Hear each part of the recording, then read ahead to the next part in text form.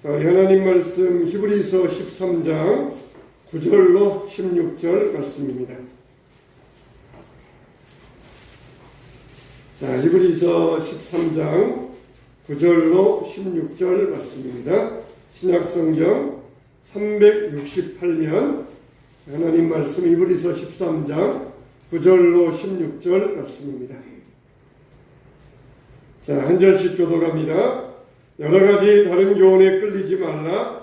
마음은 은혜로서 굳게 함이 아름답고 음식으로서 할 것이 아니니 음식으로 말미암아 행한 자는 유익을 얻지 못하였느니라.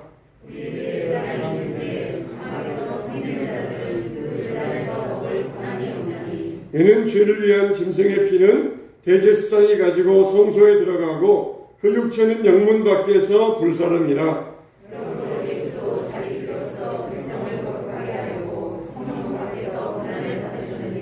그런즉 우리도 그의 치욕을 짊어지고 영문 밖으로 그에게 나아가자.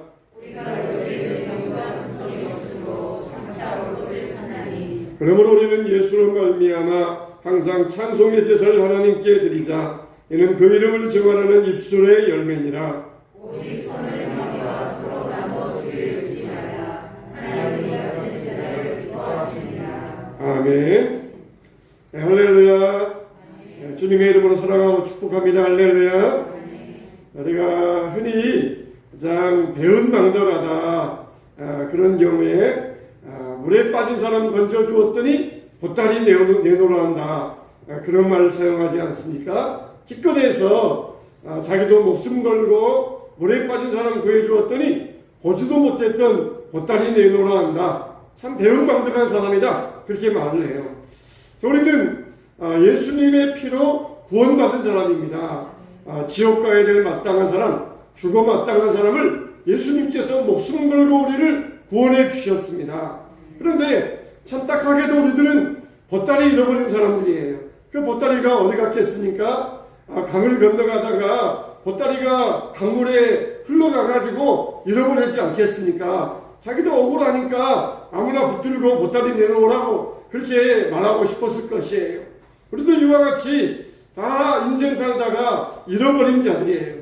먼저 우리는 우리 예수님께 내 생명 구해 주셔서 감사합니다. 그런데 나도 이렇게 참 딱하게 되었습니다. 내 보따리 잃어버렸습니다. 그러면서 어떻게 해야 되겠습니까? 공손하게 좀 도와주세요. 집에까지 돌아가야 되는데 노잣돈이 부족합니다. 좀 도와주세요. 그러면 겸손한 마음으로 도움을 입을 수 있을 것입니다. 우리는 예수님의 피로 구원받고 생명의 건집을 받았어요. 근데 우리에게 기왕이면은 생명의 은인에게 도와주세요. 내가 지금 이렇게 형편이 어렵게 되었습니다. 내 사정이 어렵습니다. 도와주세요. 그러면은 긍휼과 자비가 풍성하신 하나님은 마음껏 도와주셔요. 그래, 어렵게 됐네요. 그럼 우리 집에 갑시다. 우리 집에 가면은 따뜻한 방도 있고 음식도 있으니까 푹 쉬고 힘을 얻으시고 그리고 집에 가서 내가 필요한 노잣돈도 드리겠습니다. 그러면서 얼마나 해피엔딩이 되지 않겠습니까? 우리가 주님으로부터 구원받았어요. 생명을 얻었습니다. 그냥 생명 얻은 것만도 귀한데 더 이상 신세질 필요가 뭐가 있겠습니까? 그거는 아직도 우리가 하나님의 은혜를 모르기 때문에 하나님 도와주세요. 하나님 나도 이렇게 어렵습니다. 힘이 듭니다. 나를 도와주시고 내 인생 가는 동안 필요한 것으로 넉넉하게 채워주세요. 그러면은 주님은 공손한 우리의 겸손한 마음을 보시고 우리를 채워주시고 넉넉하게 부어주시는 것입니다. 여러분 주 안에서 생명을 얻었습니까? 오늘 이 시간 이 예배를 통하여서 필요한 인생에 도움을 얻게 되시기를 예수님의 이름으로 축원합니다. 요나서를 보면은 요나가 하나님 말씀을 피해가지고 다시스로 내려갑니다. 니느웨로 가라 그랬는데 정반대 다시스로 내려가요. 그런데 어떻게 됐습니까? 이 요나가 원래 계획을 했습니다. 하나님이 가라가는 방향으로 정반대로 가야 되겠다. 쾌락의 도시, 향락의 도시 다시스로 내려가려고 그랬는데 마침 다시스로 가는 배를 만났던 것이에요. 하나님의 말씀은 니느웨로 가서 하나님의 말씀을 쳐서 외치라 그랬는데 요나는 니느웨로 내려갔어요. 여러분 우리가 하나님의 인도를 받을 때에 환경적인 방법이 있습니다. 환경의 문이 열리면서 환경이 우리 앞에 길이 예비되어질 때에 이게 바로 하나님의 뜻이로구나. 그러면서 우리가 그렇게 결정하면서 그 길로 나아갈 수 있어요. 그러나 이 환경적인 방법에는 오류가 많이 있어요. 요나가 마침 그래 내가 다시스로 도망가야 되겠다. 그런데 마침 다시스로 가는 배가 딱 예비되었을 때 맞아. 실상 하나님도 내가 이 길로 가기를 원하셨을지 몰라. 이렇게 봐. 이렇게 환경적인 조건이 다 열려 있잖아. 환경적인 모든 조건이 다 예비되어 있잖아. 하나님이 나에게 이 길을 열어주시는 것일 거야. 그러면서 요나가 다시스로 내려갔을 거예요. 자기 상황을 다 버무려가지고 합리화시켜가지고 맞아. 이게 좋은 환경이 열려있는데 하나님도 나를 이 길로 인도하고 계시는 게 이게 올바른 방법일 거야. 그러면서 그 길로 내려가서 깊이 잠까지 들었어요. 사랑하는 자에게 잠을 주신다고 그랬으니까 하나님이 나를 사랑하고 계시는 거야. 그러면서 잠까지 들었어요. 여러분, 우리 인생에 인도받는 가장 분명한 방법은 말씀입니다. 환경적인 방법은 반은 맞고 반은 틀릴 수가 있어요. 그러나 말씀의 방법은 가장 확실한 방법입니다. 요즘 같은 때에 사람들은 참 예배가 소홀해지고 그래 뭐 혼자 드리는 예배도 그거 예배 아니겠어? 뭐 이렇게 드리는 예배도 엎어치나 뒤치나 다 예배 아니겠어? 환경이 그런데 뭘? 그러면서 합리화시키는 경우들이 많이 있어요. 그러나 하나님의 말씀의 인도법 이게 가장 확실합니다. 환경적으로 환경이 어쩔 수 없으니까 환경이 그러니까 그렇다 할지라도 우리가 가장 분명한 것은 하나님의 말씀의 인도법입니다. 하나님의 말씀이 우리를 어디로 인도하시느냐, 하나님의 말씀이 어디에 있느냐, 하나님의 뜻이 어디 있느냐, 그게 분명한 거예요. 아무리 환경이 좋고 아무리 조건이 좋아도 그거는 하나님의 뜻이 아닌 경우에는 단호하게 버려야 됩니다. 환경은 반은 맞을 수 있지만 반은 틀리는 경우들이 많이 있어요. 하나님이 아무리 환경을 통하여 인도한다 할지라도 환경의 문이 열린다 할지라도 더 확실한 말씀이 있으면 우리는 말씀의 인도를 따라가야 될 줄로 믿습니다. 그럼 오늘 우리가 드리는 예배가 가장 하나님이 기뻐하시는 예배가 되어야 될 것입니다. 하나님은 말씀을 따라 나온 자들에게 은혜 주시고 복을 주시는 하나님이십니다. 우리가 환경 가운데 침몰되지 말고 환경 가운데 넘어지지 말고 하나님의 말씀을 따라 나아갈 때에 하나님께서 여러분의 삶의 모든 구석구석에 빛을 비춰주시고 은혜와 축복을 더해주시기를 축원합니다. 오늘 말씀에 보면은 하나님이 기뻐하시는 예배에 대해서 말씀하고 있어요. 그 예배는 어떤 예배냐? 먼저 보니까 따라서 합시다. 거룩함의 예배. 하나님이 기뻐하시는 예배는 어떤 예배냐? 거룩함의 예배라는 거예요. 12절에 보니까 그러므로 예수도 자기 피로써 백성을 어떻게 하려고? 거룩해 하려고 성문 밖에서 고난을 받으셨느니라 그랬어요. 우리를 어떻게 하려고? 거룩해 하려고. 예수님이 자기의 피로 우리를 거룩하게 하려고 성문 밖에서 고난을 받으셨다는 것이에요. 또 9절에 보면은 여러 가지 다른 교훈에 이끌리지 말라 그랬습니다. 여러 가지 잘못된 가르침에 끌려다니지 말라. 복음을 변질시키지 말라. 잘 말씀을 자기 입맛에 맞게 변질시키지 말라. 이런 잘못된 교훈에 끌리지 말라는 것이에요. 특히 어떻게 하라고 했습니까? 은혜 가운데서 자라라고 했어요. 은혜 가운데서 강건하라고 했습니다. 우리 몸은 음식을 먹어야 됩니다. 우리가 왜 좋은 음식 이런 것들을 찾아다니면서 음식을 먹습니까? 그거는 우리의 몸이 건강해지기 때문에 그러는 것이에요. 건강해지기 때문에. 집에서 엄마가 해주는 밥 가장 건강한 음식이잖아요. 그런 것처럼 우리의 몸이 건강해지기 위해서는 좋은 음식을 골고루 먹어야 됩니다. 우리의 영혼이 건강해지기 위해서는 우리는 항상 은혜를 받아야 됩니다. 할렐루야. 이 시간 여러분들이 은혜를 받아야 돼요. 은혜 가운데서 자라가야 되고 은혜 가운데서 강건해질 수 있어야 됩니다.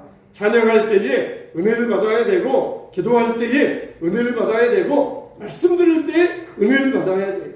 밥을 먹어야 우리 몸이 건강한 것처럼 우리 영혼은 어떨 때 건강해집니까? 은혜 받을 때에.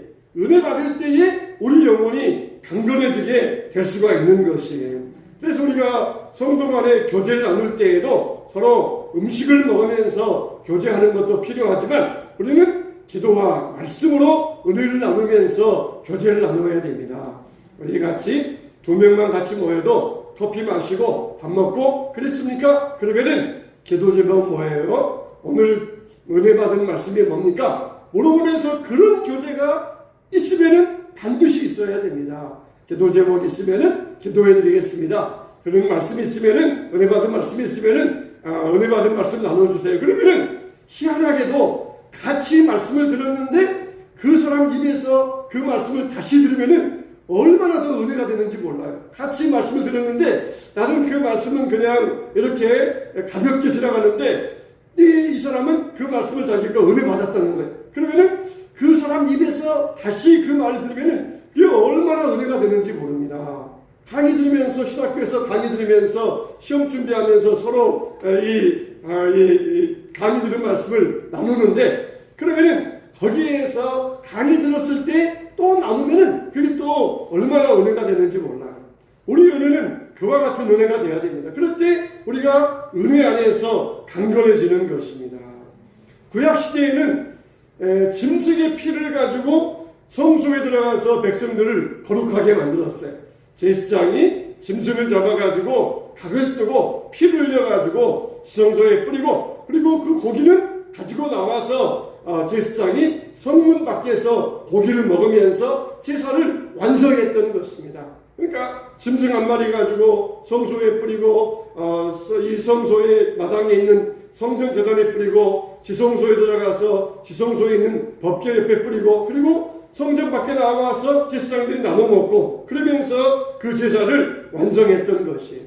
이렇게 너희를 거룩하게 하려고 예수 그리스도께서 그 짐승들이 성전 밖에 영문 밖에 나와서 제사장이 먹고 제사를 완성하였던 것처럼 예수님도 성 영문 밖에 나와서 너희 죄를 거룩하게 하려고 고난을 당하셨느니라 그랬어요. 예수님의 피의 고난이 우리를 거룩하게 했다는 것입니다. 구약의 짐승의 제사가 구약의 백성들을 거룩하게 했던 것처럼 예수님의 피의 제사가 우리를 거룩하게 했다는 것이에요. 그러니까 우리가 거룩함의 예배를 드려야 된다. 이것은 이미 우리가 거룩하게 되었다. 이것을 잘 깨닫고 드리는 예배가 되어야 된다. 그런 말씀이에요. 참 여러분 구약성경 레위기를 보세요. 레위기를 보면은 그 제사 규정 하나하나가 얼마나 세세한지 모릅니다. 레위기에 보면은 이건 이렇게 하고 저렇게 하고 얼마나 제사 규정 하나하나가 세세한지 몰라요. 그걸 우리를 막 복잡하게 만들려고 그렇게 하시는 것이 아니라 이만큼 우리가 거룩하게 되는 것, 우리가 정결하게 되는 것, 이만큼 귀한 것이다. 이만큼 이렇게 우리를 이런 과정들을 통하여서 우리가 거룩하게 정결하게 되었다는 것을 우리에게 보여주기 위해서 그런 말씀들이 있는 것이에요. 그런즉 우리는 그 능력을 지고 영문 밖에 나아가자. 예수님도 우리의 죄를 위하여서 우리를 거룩히 하려고 그 능력을 지고 영문 밖에 나아가서 십자가 달리셨던 것처럼 너희들도 비록 이 사회 가운데서 소외되고 이 사회 가운데서 벗어난 인물이 되었다 할지라도 전혀 그런 것에 대해서 개의치 말라는 거예요. 상관치 말라는 거예요. 사회 가운데서 우리가 그 이론으로 인정받기 위하여서 얼마나 애를 씁니까? 승진하기 위하여서 친구들 사이에서 왕따 당하지 않기 위하여서 얼마나 애를 씁니까? 그러나 우리가 모든 사람들 가운데서 화목해야 되지만 만일의 경우에 세상 사람들이 우리를 신앙 때문에 우리를 따돌림한다. 그러면은 그거를 막 기쁘게 당하라는 거예요. 기쁘게. 내가 성격이 못돼가지고 따돌림 당하면은 안 돼요. 내가 말이 안 좋아가지고 말하는 게 사람들에게 미움받아서 따돌림 받으면 안 돼요. 그러나 신앙 때문에 믿음 때문에 너희가 따돌림 당하면은 그럴 때는 너희가 정말 기쁘게 여기라는 것입니다. 함께 가족들이 모였을 때에도 여러분들이 그런 경험 있지 않습니까? 신앙 때문에 같이 술 마시는데 나는 어울리지 못하고 뭐 어디 가는데 어울리지 못하고 주일날 놀러 가는데 어울리지 못하고 그럴 때에는 기쁨으로 나가라는 거예요. 기쁨으로. 예수님께서도 성문 밖으로 너희를 거룩히 하려고 성문 밖으로 나아가셨느니라. 그럴 때 너희들이 성문 안 사회의 이론들 사람의 공동체들 그 안에서 이 같이 머물지 못하고 성문 밖으로 나가는 그런 마음에 따돌림을 당한다 할지라도 하나님을 위하여 당한다 그러면은 하나님께서 너희에게 보상이 있을 터이니까 그걸 인하여서 오히려 더 기뻐하라는 것입니다. 기뻐하라는 것이에요. 한 선교사님이 중국의 한 중국인의 동역자가 있었는데 이 중국 사람은 수레를 싣고 북한을 왔다 갔다 하면서 장사하는 사람이에요.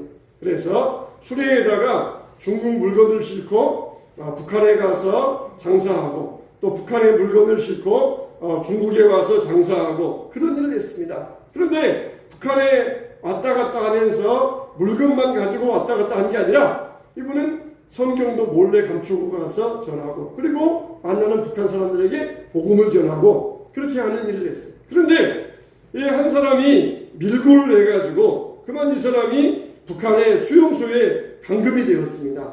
그러면은 수용소에 감금되었으니까 거기에서 위축이 되어가지고 복음을 못 전할 줄 알았는데 오히려 그냥 물만 난듯이 거기가 물만 난듯이 막 수용소에 있는 북한 사람들에게 더 열심히 복음을 전하는 것이에요.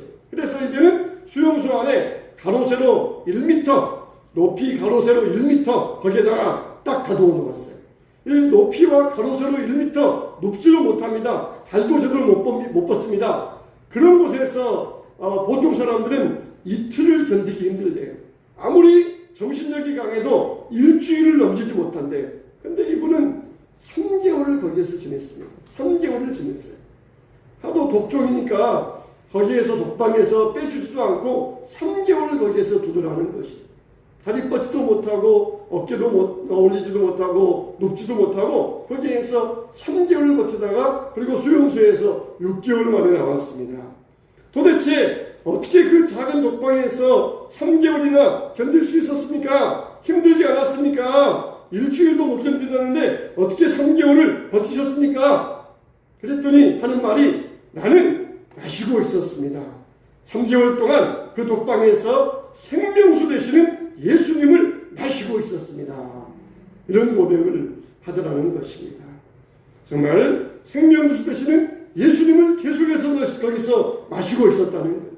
비록 독방에 있었지만 어느 곳에 있든지 본질적인 예수 그리스도 나의 예배의 대상이신 예수 그리스도는 바뀌지 않았다는 그런 고백이었습니다. 우리 예배는 어떤 예배입니까? 거룩함으로 드리는 예배.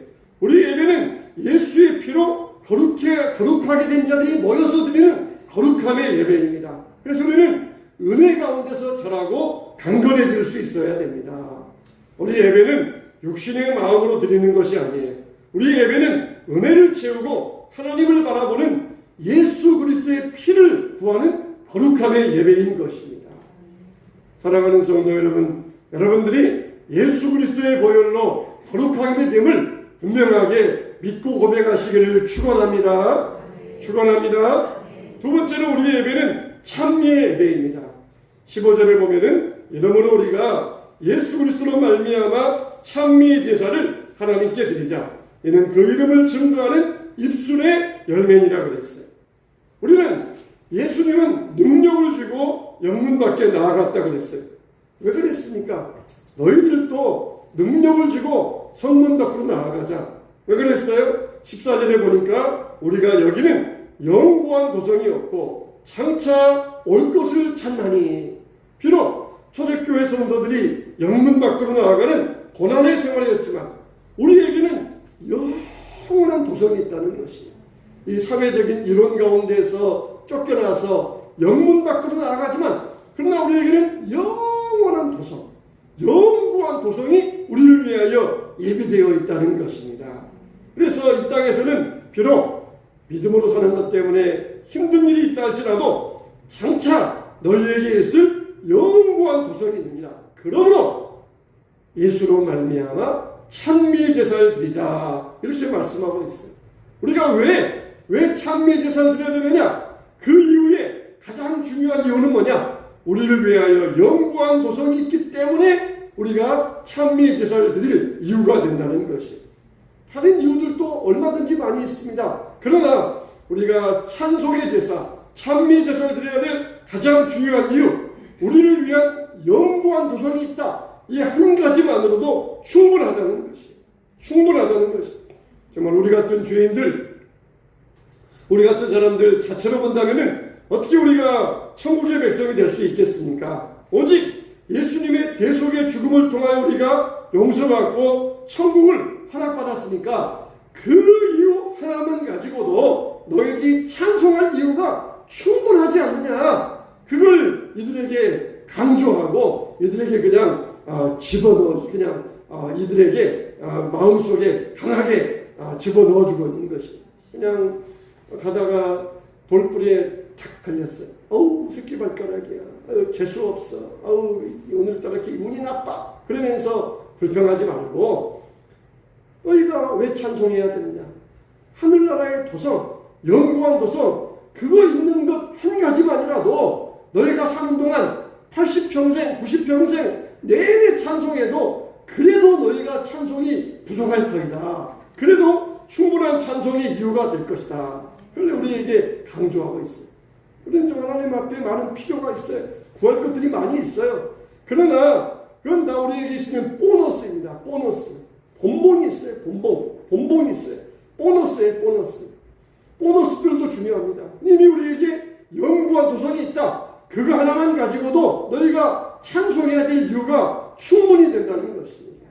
이사야는 뭐라고 그랬습니까? 이 백성은 내가 나를 위하여 지었나니 나의 찬송을 부르게 하려 함이라. 구원받은 백성들은 존재 목적이 뭐라고 그랬어요? 하나님께 찬송 부르는 일. 이게 구원받은 백성들의 존재 목적이라는 것이에요. 그래서 그 찬송은 뭐냐? 그의 이름을 증거하는 입술의 열매니라 그랬어요. 우리 입술에 용도가 많이 있잖아요. 말도 하고 먹기도 하고 숨도 쉬고. 그런데 우리 입의 용도에 가장 중요한 것은 뭐냐? 찬송이라는 것입니다. 입술의 열매니라. 입술의 열매. 우리 입술을 가지고 원망하고 비평하고 욕하고 이런 것을 사용하지 말고 입술을 가지고 하나님을 찬양하는 데 사용하는 게 그게 가장 좋은 기능이 된다는 것입니다. 그게 가장 좋은 기능이 된다는 것이. 여러분, 우리가 하나님이 주신 입술을 가지고 어디에 사용하시겠습니까? 미국의 한 사업가가 열심히 사업을 하는데 몸이 이상해서 병원에 가봤더니 척추암 3기라는 진단을 받았어요. 척추암 3기 진단을 받아서 어떤 수술로도 안 되고 약물로도 힘들고 도저히 이제는 자리에 누워서 인생을 마칠 수밖에 없다는 것입니다. 그런데 몇 도로 해보니까 사람이 병상에서 일어나가지고 돌아다니고 있는 것이에요. 아니 어떻게 된 것입니까? 어떻게 병이 낫게 되었습니까? 물어보니까 말하기를 자기는 하나님 앞에 감사만 드렸다는 것입니다. 그랬더니 하나님께서 내 병을 이렇게 깨끗하게 고쳐주셨다는 것이에요. 감사의 기적을 말씀하고 있습니다. 감사의 제목, 우리가 정말 찬송할 일이 있습니까? 찬송하면 찬송할수록 더욱더 찬송의 열매들이 풍성해지고 찬송의 일들이 많아집니다. 감사할 일이 있습니까? 감사하면 감사할수록 더 감사할 일이 많아지고 감사의 제목들이 풍성해집니다. 우리가 왜 찬송하라 그랬어요? 왜 감사하라 그랬어요? 우리에게 영구한 도성이 있는 일. 아우, 왜 우리 집안 식구들은 예수 믿는다고 날 이렇게 핍박하는지 몰라? 왜 친척들은 예수 믿는다고 날 이렇게 그냥 욕하는지 몰라? 그러면서 그것 때문에 원망하지 말고 내가 구원받은 것, 내가 하나님의 백성 된 것, 그거 하나만 가지고도 아무리 많은 욕과 비방과 핍박을 당한다 할지라도 그거보다 더 큰 게 우리가 찬송해야 될 이 이유이다. 찬송의 제사를 하나님께 드릴 것이라고 우리에게 말씀하고 있어요.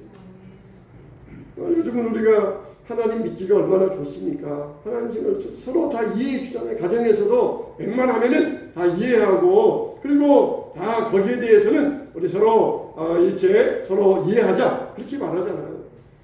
아무리 우리가 세상 살아가면서 그런 일들 당한다 할지라도 우리가 찬송의 제사로서 하나님 앞에 드릴 때에 우리를 위한 영구한 도성이 여러분 앞에서 그 문이 활짝활짝 열려지게 될 줄로 믿습니다. 세 번째 우리가 드리는 예배는 어떤 예배가 되어야 되느냐? 따라서 합시다. 삶의 예배. 삶으로 드리는 예배가 16절에 보니까 오직 선을 행함과 서로 나눠주기를 잊지 말라. 이 같은 제사는 하나님이 뭐 하시느니라? 기뻐하시느니라 그랬어요. 기뻐하시느니라. 우리는 예수님의 피로 거룩하게 되었습니다. 그리고 우리는 항상 찬송으로 하나님 앞에 믿음으로 예배를 드려야 됩니다. 그리고 우리는 선을 행함과 나눠주기를 잊지 말라. 이 같은 제사를 하나님이 기뻐하신다고 말씀하고 있어요.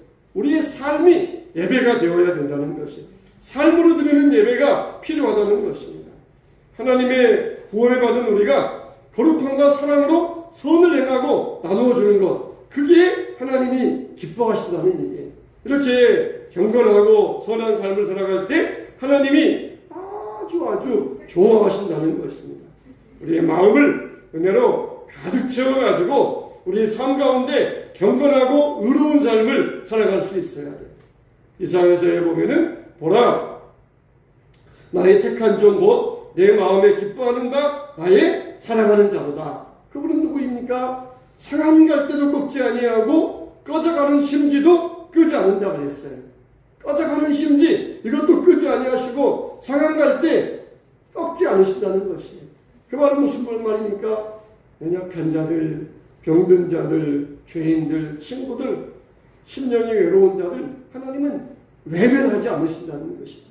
버리지 않는다는 것입니다. 예수님은 구인하지 않으셔요.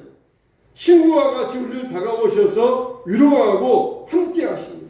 우리는 그 은혜와 사랑을 받은 사람이에요. 그러면 어떻게 됩니까? 저는 이것을 나누어야 돼요. 베풀 수 있어야 돼요. 하나님의 은혜와 사랑을 받았으면 이것을 자연스럽게 흘러보낼 수 있어야 됩니다. 그래서 우리가 선해져야 됩니다. 누군가에 나누어질 수 있는 그런 사람이 되어야 돼요. 아직도 그냥 내 것만 찾고 있다. 이러면은 우리 마음이 하나님의 은혜로 채워져야 됩니다. 그럴 때에 은혜 안에서 강건해야 되고 선을 행하고 나의 것을 나누어 주고자 하는 이런 마음이 되면은, 이런 삶이 되면은 하나님께서 그 믿음의 제사를 아주 기뻐하신다는 것이, 기뻐하신다는 것이. 그래서 초대교회 성도들이 은혜 받았을 때 어떻게 했습니까? 내 것을 내 것이라 하지 아니하고 나누어 주면서 그렇게 살았다고 하지 않았습니까? 겉옷도 나누어 주고 나누어 주었다는 거예요. 오직 선을 행함과 서로 나누어 주기를 잊지 말라. 이 말은 돈과 물질만 나누어 줘라. 그게 아니고 슬픔도 나누어 주고 기쁨도 나누어 주고 서로 아픔도 나누고, 그걸 이야기해요. 모든 것을 함께 해야 됩니다. 좋은 일 있을 때만 함께 하는 것이 아니라 슬플 때도, 어려울 때도, 힘들 때도 그걸 서로 나누어 주는 것, 삶의 제사, 그게 하나님이 기뻐하시는 우리의 예배가 된다는 것입니다. 실천하며 나누는 삶, 이걸 하나님이 기뻐하신다는 것입니다. 하나님께서 원하시고 우리를 축복의 자리로 인도하신다는 것입니다. 우리의 예배는 거룩함의 예배가 되어야 됩니다. 우리는 어떻게 거룩해졌어요? 예수님의 피로 깨끗하게 씻음받아서 거룩하게 되었어요. 우리의 예배는 찬미의 제사가 있는 예배가 되어야 됩니다. 찬미의 제사. 왜? 너희가 구원받은 것 하나, 영구한 도성 있는 것 하나, 이거만 하나 가지고도 날마다 찬송해도 충분하지 않느냐? 그거예요. 우리의 제사는, 예배는 삶의 예배가 되어야 돼요. 삶의 예배. 삶의 예배가 되어서 서로 나누어 주기를 잊지 말라. 하나님은 이 같은 제사를 기뻐하신다고 했습니다. 오늘 우리가 이런 환경의 시대에 살아가면서 자칫하면은 예배를 소홀히 하기 쉽고 예배를 멀리하기 쉬운 이런 시대에 하나님이 기뻐하시는 참된 예배자들이 되어야 될 것입니다. 하나님이 기뻐하시는 복된 예배자의 삶을 살아야 될 것입니다.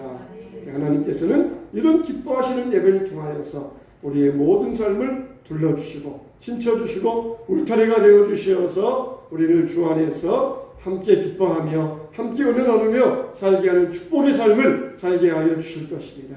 하나님의 사랑과 긍휼과 자비가 여러분 가운데 풍성하게 되시기를 주님의 이름으로 축원합니다.